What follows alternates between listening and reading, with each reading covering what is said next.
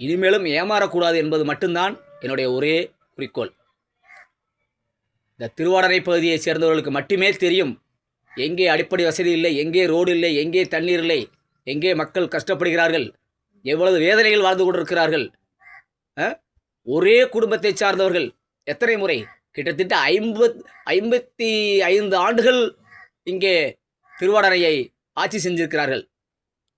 வெற்றி பெற்று சென்றதோடு ஏதாவது ஒரு நலத்திட்ட விஷயங்களை செய்தார், அதை செய்தார், இதை செய்தார் என்று ஒரு சின்ன பத்திரிகை துண்டு செய்தியை யாராலும் காட்ட முடியுமா? முடியாது. அப்படிப்பட்ட ஏதோ ஒரு விஷயம் நடக்கவே இல்லை.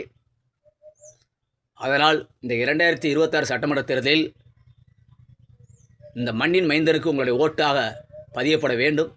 உங்களுடைய அடிப்படை விஷயங்களை, நான் இந்த மண்ணிலே பிறந்து வளர்ந்து உங்களுடைய கஷ்ட நஷ்டங்களை புரிந்த என்னால் மட்டுமே உங்களுக்கு அனைத்து உதவிகளும் செய்ய முடியும் என்பதை இதன் மூலம் தெரிவித்துக் கொள்கின்றேன்.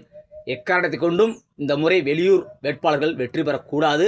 அதற்காக இரவு பகல் பாராமல் நம்மளுடைய நிர்வாகிகள் உழைத்து கொண்டிருக்கிறார்கள், என்னுடைய சொந்தங்கள் உழைத்து கொண்டிருக்கிறார்கள், என்னுடைய குடும்பத்தார்கள் உழைத்து கொண்டிருக்கிறார்கள் என்பதை இந்த நேரத்தில் உங்களுக்கு சொல்ல கடமைப்பட்டுள்ளேன்.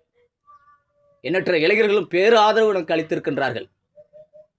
ஆகையால் இந்த முறை உறுதியாக வெற்றி பெறுவேன் என்று சொல்லி அனைவரிடத்திலே பெருமையோடு மகிழ்ச்சியோடு தெரிவித்துக் கொள்ள கடமைப்பட்டுள்ளேன்.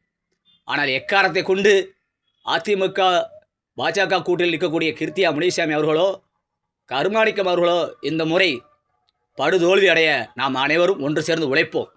இந்த மண்ணின் மைந்தன் வெற்றி பெற அனைவரும் உழைப்போம்.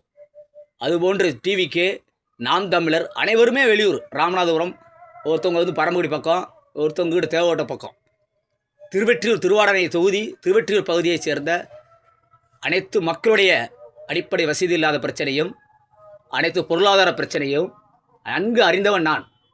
அதனால் உங்களுடைய அனைவருடைய ஓட்டு தொலைக்காட்சி சின்னத்திற்கு வாய்ப்பளித்து என்னை மாபெரும் வெற்றியடைய செய்ய உங்கள் இருகரம் கூப்பி கேட்டுக்கொள்கின்றேன். நன்றி, வணக்கம்.